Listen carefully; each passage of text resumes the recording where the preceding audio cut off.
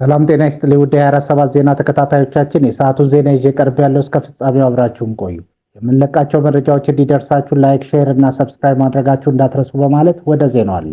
የአዲስ አበባ ዩኒቨርሲቲ የሙስሊሞች ተማሪዎች የኒቃብ ጥያቄ ጊዜያዊ እልባት አገኘ። በአዲስ አበባ ዩኒቨርሲቲ ሙስሊም ተማሪዎች ያነሱትን የኒቃብ አጠቃቀም መብት ጥያቄ ለመፍታት ትናንት ምሽት በዩኒቨርሲቲው አስተዳደርና በእስልምና ጉዳዮች ጠቅላይ ምክር ቤት ልዑክ መካከል ሰፊ ውይይት ተካሄደ። ተማሪዎቹ መብታቸው እንዲከበር የፕሬዝዳንቱን ጽህፈት ቤት ደጅ በመያዝ ሰላማዊ ጥያቄ ካቀረቡ በኋላ ነው ውይይቱ የተደረገው። ኡስታዝ አቡበከር አህመድ የመሩት ልዑክ ከተማሪ ተወካዮችና ከዩኒቨርሲቲው ፕሬዝዳንት ጋር ባደረጉት ስምምነት ለጉዳዩ ዘላቂ ምላሽ እስኪሰጥ ድረስ ተማሪዎች ኒቃባቸውን ለብሰው የመማርና አገልግሎት የማግኘት መብታቸው ተረጋግጧል። በዚህም መሰረት ተማሪዎቹ በጊዜያዊነት ወደ ትምህርት ገበታቸውና ማደሪያ ክፍሎቻቸው ተመልሰዋል። መጅሊሱ ይህንን የሂጃብና ኒቃብ ክልከላ ችግር በዘላቂነት ለመፍታት ከተለያዩ ባለድርሻ አካላት ጋር የሚያደርገው ውይይት እንደሚቀጥል አስታውቋል። በኢትዮጵያ አየር መንገድ ቦይንግ አውሮፕላን አደጋ ሰለባ ለሆነች ቤተሰብ የ49.5 ሚሊዮን ዶላር ካሳ ተፈረደላቸው።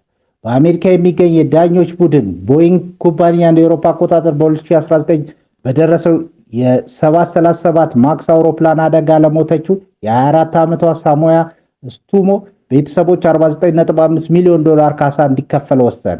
ክሱ የቀረበው በኢትዮጵያ አየር መንገድ በደረሰውና 157 ሰዎችን ለህልፈት በዳረገው አደጋ ህይወቷ ባለፈው ሳሞያ ቤተሰቦች ነው።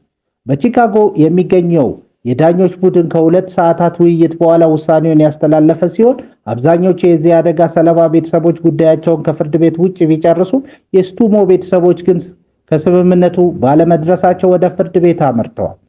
ቦይንግ ኩባንያ ለአደጋው ሰለባ ቤተሰቦች ያለውን ሐዘን የገለጸ ሲሆን ፍርድ ቤቱ ለቤተሰቡ ስቃይና ሐዘን ማካካሻ የሚሆን የተለያዩ የገንዘብ መጠን መድቧል። የጤና ሚኒስቴር የታካሚ ምስክርነትን በጤና ማስታወቂያዎች ላይ አገደ። የኢትዮጵያ ጤና ጥበቃ ሚኒስቴር ባወጣው አዲስ መመሪያ ቁጥር 1134/2026 መሰረት የሕክምና ተቋማት በቴሌቪዥን፣ በሬዲዮ፣ በማህበራዊ ሚዲያና በሌሎች አውታሮች በሚያስተላልፏቸው ማስታወቂያዎች ላይ የታካሚዎችን የሕክምና ምስክርነት መጠቀም ሙሉ በሙሉ ከልክሏል።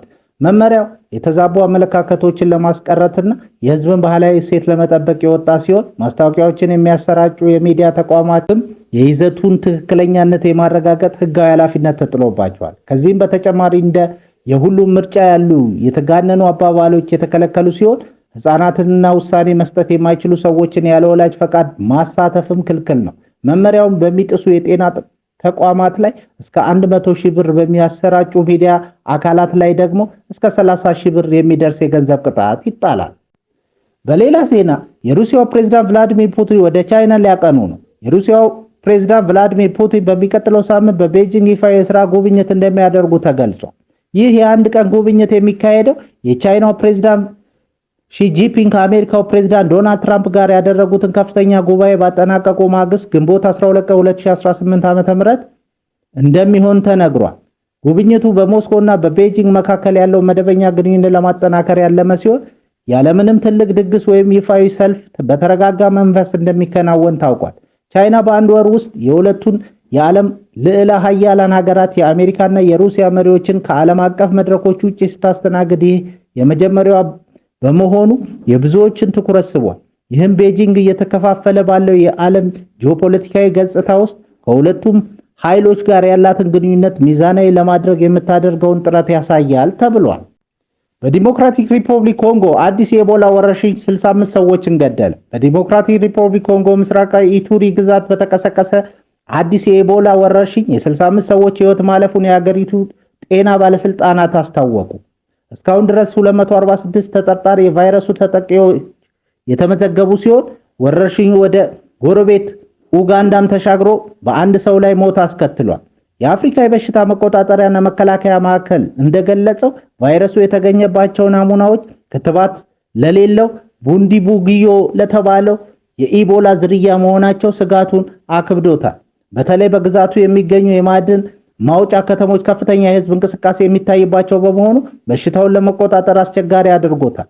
የአፍሪካ ሲዲሲ ከዲአርሲ፣ ኡጋንዳ፣ ደቡብ ሱዳን እና ከዓለም ጤና ድርጅት ጋር በመሆን ወረርሽኙን ለመግታትና ክልላዊ ቅንጅት ለመፍጠር አስቸኳይ ስብሰባ ጠርተዋል።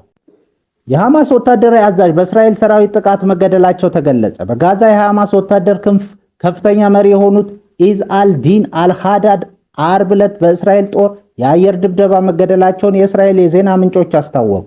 የሀገሪቱ መከላከያ ሰራዊት ቅዳሜ ዕለት ባወጣው መግለጫ አል-ሃዳድ በጋዛ ከተማ በተሰነዘረ ኢላማውን የጠበቀ ጥቃት ተገድለዋል ብሏል።